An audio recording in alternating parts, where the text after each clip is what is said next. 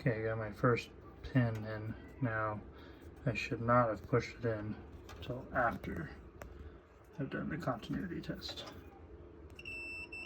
because you want to make sure that your wire is seated in that pin well. So you just find the wire at the other end, plug, set to ohms, your continuity test with the, I put the audible alarm on, and that's when you hear the beeping. Yeah.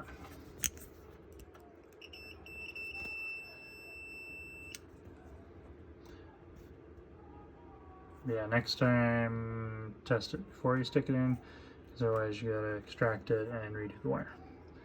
Yeah, one to go and all that left.